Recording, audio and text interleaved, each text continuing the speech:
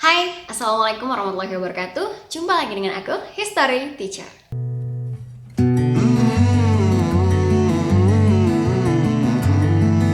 Oke, kali ini kita akan membahas sebuah kisah yang lumayan tragis. Dan kisah ini bisa dibilang cukup menjadi sesuatu yang kita tuh nggak nyangka banget kalau ternyata kasus yang kaya itu menguasai hukum dan yang miskin itu ternyata sulit mendapatkan keadilan.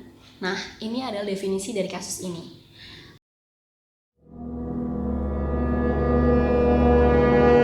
Kasus ini adalah kasus pemerkosaan yang korbannya adalah seorang pedagang telur. Tokoh korban yang akan kita bahas adalah Sumariem. Sumariem merupakan seorang gadis yang berusia 17 tahun, di mana dia berprofesi sebagai penjual telur di Pasar Beringharjo.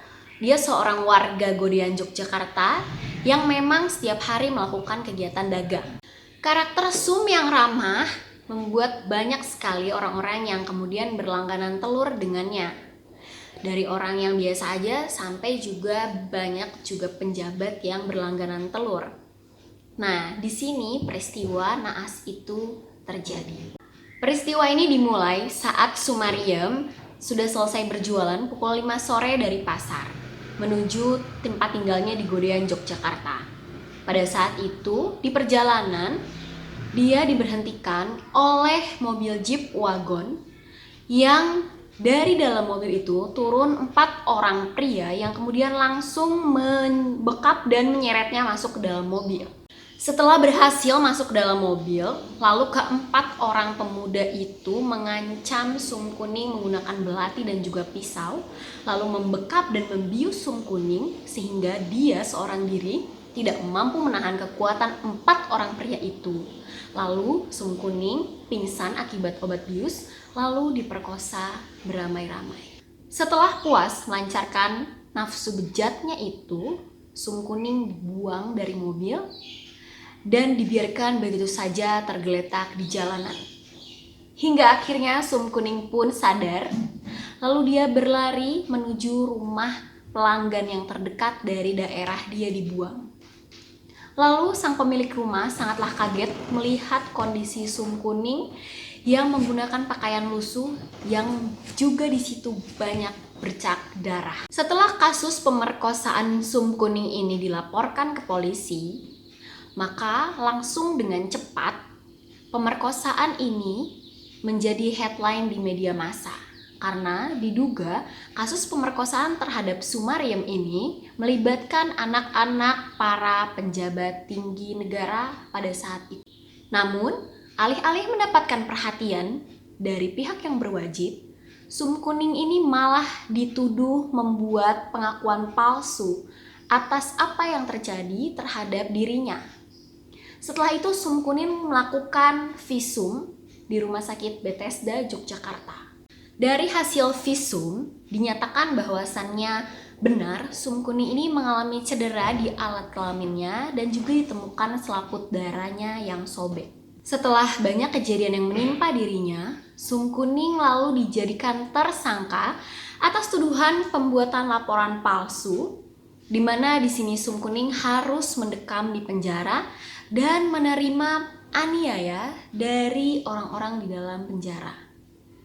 Setelah itu, polisi juga menggeledah badan dari Sum Kuning untuk menemukan tato atau tanda palu arit dan menduga bahwa Sum Kuning merupakan anggota Gerwani atau Gerakan Wanita Indonesia. Setelah kasus Sum Kuning ini beredar luas di media massa, lalu polisi menemukan satu orang yang bernama Budi Dono mengaku sebagai salah satu dari orang yang telah memperkosa Sum Kuning. Budi Dono mengaku bahwasannya 3 orang lainnya yang memperkosa Sum Kuning merupakan anak penjabat. Bahkan salah satunya diklarifikasi sebagai anak dari wakil gubernur Yogyakarta pada saat itu. Lalu kemudian kasus Sum Kuning ini mulai diadili di Pengadilan Negeri Yogyakarta. Tapi di sini peradilan dilakukan secara tertutup dan kemudian polisi juga membawa satu orang yang digadang-gadang sebagai pelaku pemerkosa Sum Kuning. Dia adalah seorang penjual bakso yang bernama Trimo. Namun di sini Trimo tidak menerima, dia dituduh atas pemerkosaan Sum Kuning dan dia menolak secara mentah-mentah bahwa dirinya tidak bersalah atas kasus ini. Sum dituntut oleh jaksa untuk melakukan masa penjara selama 3 bulan dan percobaan selama 1 tahun. Namun di sini Hakim Lumijah Mulyarto menolak keputusan tersebut karena menyatakan bahwa Sum sebenarnya tidak bersalah dan tidak terbukti membuat laporan palsu. Dalam sidang, hakim juga membeberkan nestapa yang dirasakan oleh Sum ketika dia ada di dalam penjara. Ternyata Sum tidak diberi obat ketika sakit, lalu juga mengalami penganiayaan. Tidak hanya Sum, bahkan Trimo yang mengaku dirinya tidak bersalah, ikut di penjara dan dihukum atas tindakan yang belum tentu dilakukan olehnya. Mengapa kasus yang terjadi kepada seorang penjual telur di Pasar Beringharjo ini menjadi sebuah berita besar hingga kasus ini harus ditangani oleh Kapolri Hugeng pada saat itu. Berita ini sudah menjadi masalah nasional dan dirasa Kapolri harus ikut campur dalam menyelesaikan masalah ini. Hingga kemudian Kapolri memerintahkan Komjen Komando Reserse Katik Suroso untuk membantu mengetahui siapa sebenarnya yang menjadi dalang dalam kasus pemerkosaan Sum Kuning ini. Polri Hugeng berujar bahwa perlu diketahui kita tidak takut dengan orang-orang gede ini. Yang perlu kita takut hanyalah Tuhan Yang Maha Esa. Jadi, kalau salah tetap kita tindak. Begitu kata Kapolri Hugeng. Hal tersebut membuat Kapolri Hugeng membentuk satu tim khusus untuk menyelesaikan masalah Sum Kuning ini. Dan tim ini diberi nama Tim Pemeriksaan Sum Kuning yang dibentuk pada Januari 1970. Semakin panasnya masalah Sum Kuning ini, lalu kemudian terucaplah nama-nama anak siapa saja yang diduga terlibat dalam kasus pemerkosaan Sum Kuning ini. Lalu para penjabat negara yang mendengar anaknya terlibat dalam kasus ini segera melaporkan diri kepada media massa untuk berkata bahwasannya itu adalah berita yang tidak benar. Jadi mereka melakukan klarifikasi bahwa tidak mungkin anak-anak mereka itu terlibat di dalam kasus pemerkosaan Sum Kuning ini. Hingga akhirnya yang paling mantap lagi, di sini Presiden Soeharto pada saat itu yang menjabat sebagai Presiden Indonesia ikut turun tangan menghadapi kasus Sum Kuning ini. Bisa dibayangkan betapa luar biasanya seorang gadis penjual telur ini membuat Indonesia menjadi memanas pada saat itu. Saking hebohnya kasus ini hingga Presiden Soeharto itu membentuk tim khusus lagi yang diketuai oleh lembaga Kopkamtib. Nah, di sini anehnya Kopkamtib ini sebenarnya adalah lembaga yang ditugaskan untuk memecahkan masalah politik luar biasa. Pertanyaannya, mengapa pada saat itu harus masalah ini diselesaikan oleh Kopkamtib? Untuk yang tahu tentang seputaran peristiwa ini dan tahu juga ada masalah apa sih di balik dari pemerkosaan Sum Kuning ini, boleh banget komentar di bawah supaya kita nanti bisa diskusi tentang kasus yang seru ini. Lalu secara tiba-tiba ada 10 orang yang diduga menjadi pemerkosa Sum Kuning ini. Dan ke-10 orangnya ini secara terbuka benar-benar mengatakan bahwasannya saya tidak bersalah, saya tidak ada sangkut pautnya dengan kasus pemerkosaan Sum Kuning ini.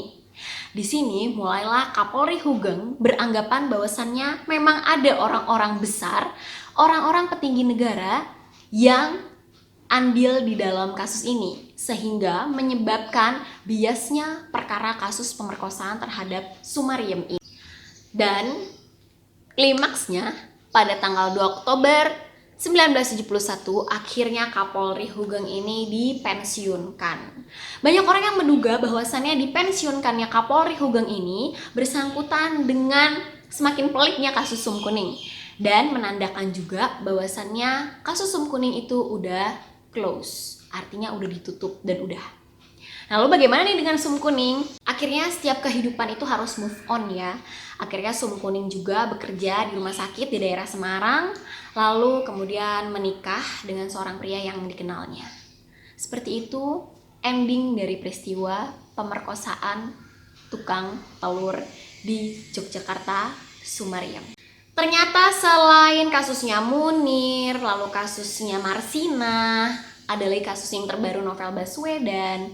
Dan kasus Sum Kuning ini ternyata memang kasus yang lumayan misteri dan juga membingungkan. Kenapa sampai nggak ketemu siapa sih pelaku pemerkosaan ini.